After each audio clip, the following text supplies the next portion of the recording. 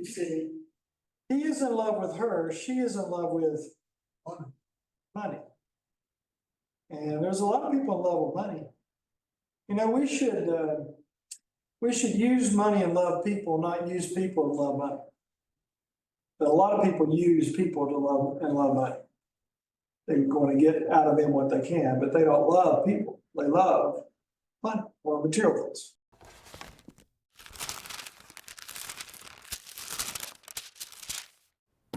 Even people that don't know anything about the Bible. Yeah, I know that one. They know Samson and Delilah, right? So this is a famous Old Testament chapter, Samson and Delilah. Delilah is, Samson may have met his match here. He is an interesting guy, but she doesn't go away easily. She ends up winning this thing because he kept flirting with sin until sin won. Now, the keys to the chapter, key verse is 16-17. Her key thought, that's what I said, don't play with sin. I've said this before, I think, in class, but I like the old Japanese proverb. First, the man takes a drink, then what? Then the drink takes a drink. No, yeah. Then the drink takes a drink, then the drink takes the man. There's a progression to that. You know, sin is the plaything until it becomes the master. Sin lets you think you're in control until you find out too late. Oh, wait. I don't have control anymore. This thing, drink, drugs, sex, porn, whatever it is, gossip, it is controlling me instead of the other way around. Then you got your outline. 1 to 3, trapped. 1 to 3, trapped. 4 to 20, enticed. 21 to 25, imprisoned. 26 to 31, buried. So this went downhill fast. Man, that escalated quickly. It surely did.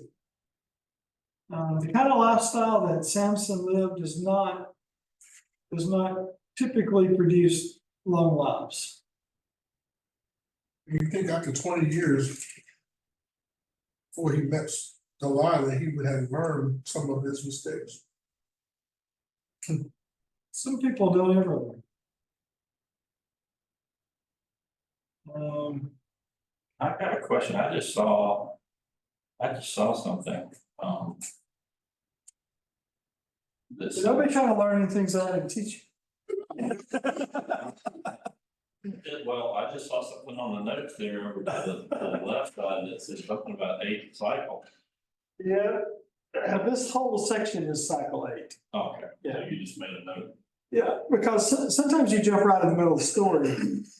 You know, like we're going straight through, so we know it. But if you, like a year from now, if you just start reading chapter 16, you wouldn't remember it. Oh, that's down the wrong. Then went Samson to Gaza, and Saul, lust of the eyes, there a harlot, that's lust of the flesh, and went in unto her. And it was told that, until the Gazites, saying Samson has come hither. He's pretty famous at this point, right? Mm-hmm. And they compassed him in, they circled the harlot's house, or her workplace, and laid wait for him all night at the gate of the city. We got him now, we got him. And we're quiet all the night. It's an ambush. Saying, in the morning when it is day, we shall kill him. They mean business. And Samson lay till midnight and arose at midnight. He didn't stay all night. He didn't wait till daylight. And took the doors of the gate of the city. So how much do the doors of the gate of the city, like you just lift the whole thing, the city gates, this side, the hinge, the gate, the gate, the other side, and the arch over it. He just picks the whole thing up. How much does that weigh? A lot. 3, 4, 5,000. Who knows? A lot, right? And what did he do with them? He just picked them up and threw them down? No. And went away with them all. He just picked it up and carried it off the city gates. The 2 posts, and went away with them, bar and all, and put them upon his shoulders and carried them up to the top of the hill that is before Hebron. He carried them up the mountain. It's like, come get your city gate. You thought you had it locked in. Guess what? You can't lock anybody in anymore because you don't even have a gate. Samson, verse 4, he loved a woman after that in the valley of Sorek, whose name was Delilah. Delilah's going to be his downfall. So I put loved a woman named was Delilah in green so it stands out. That brings us down to verse 5. And the Lord's Philistines came up in her and said to her, we want you to be his, we want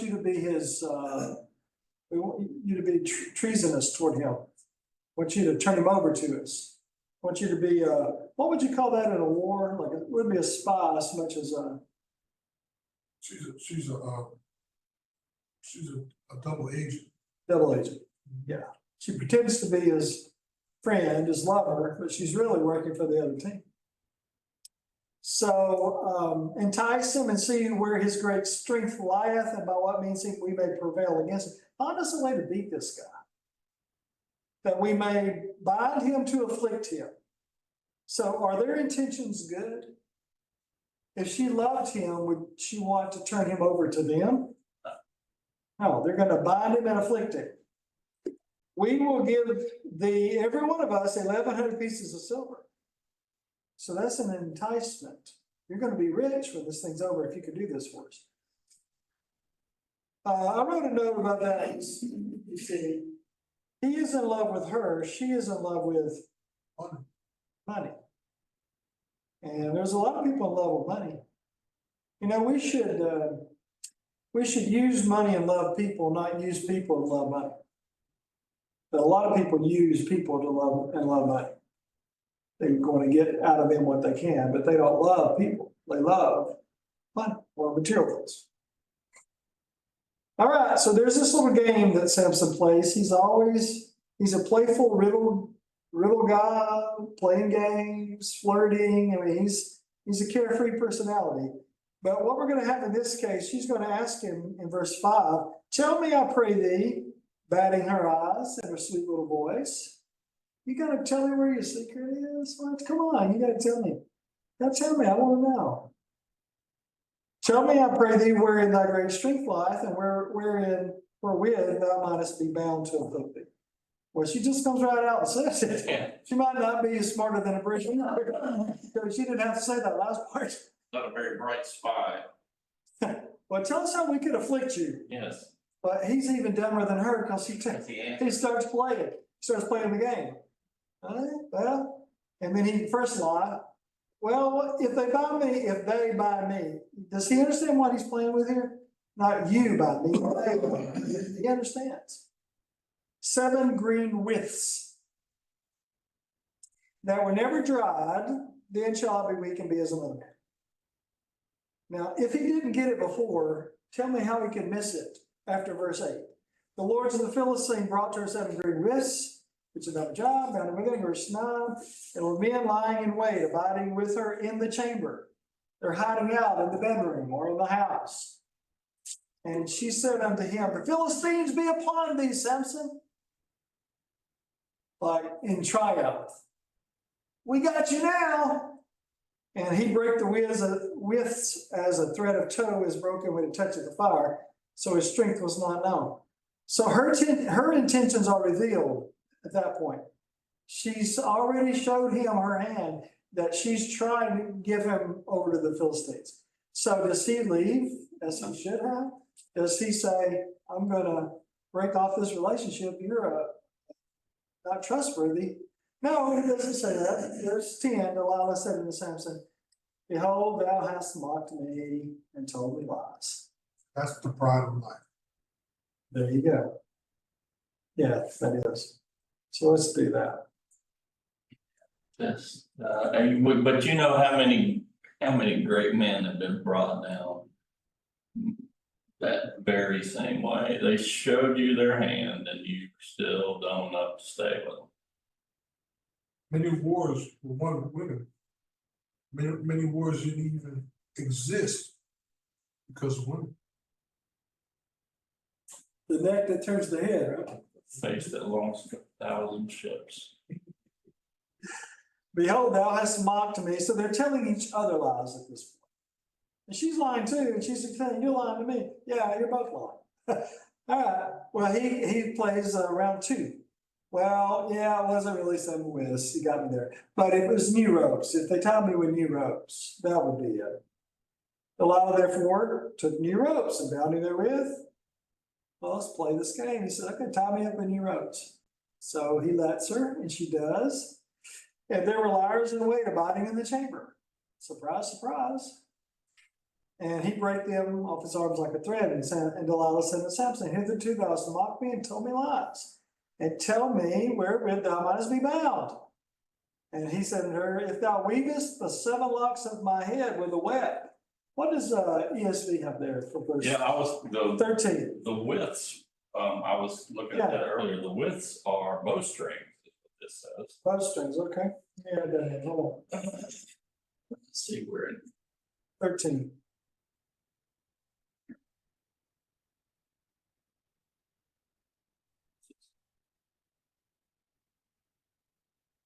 New ropes is what that one says. 13 at the end. There it is. Delilah says, "Tell you, we've 7 locks of my head with the web. Fasten it tight with the pin." That's basically the same thing. Same thing. Do you have a different translation, Michael? Yeah, I look at the ESV, New King James Version. ASB says.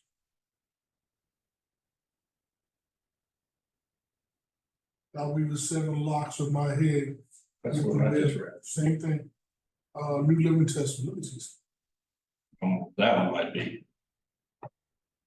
Probably will be different. Might not be right, but it might be different. If you were to weave the 7 braids of my hair into the fabric on your loom and tighten it with a loom. Yeah, that's what I thought it was saying. So let's just put, I'm gonna put loom above web. How painful would that be to get your hair braided with a loom? Doesn't sound like it would be a very That nice sounds like a whole thing. lot of fun. I've had long hair before. I ain't gonna let nobody weave it with a loom. She fastened it with a pin, verse 14, and said to him, the Philistines be upon thee, Samson.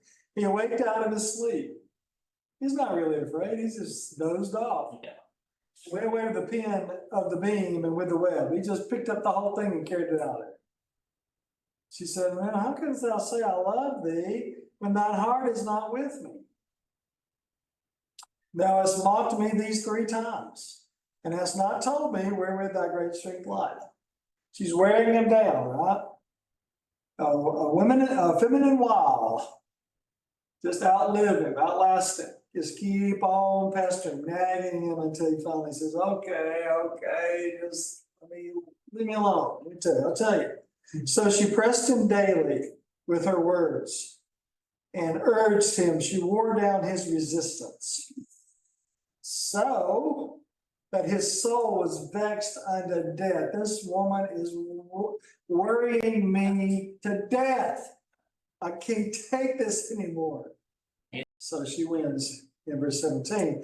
And that's the key verse. And said unto her, there hath not come a razor upon my head. Now, what do we call that? What before his womb, he was going to be something like a Nazarite from his mother's womb. Incidentally, Jesus was not a Nazarite. He was a Nazareth. He was a Nazarene. Now, all the medieval pictures of Jesus are with long hair because Nazarites had long hair.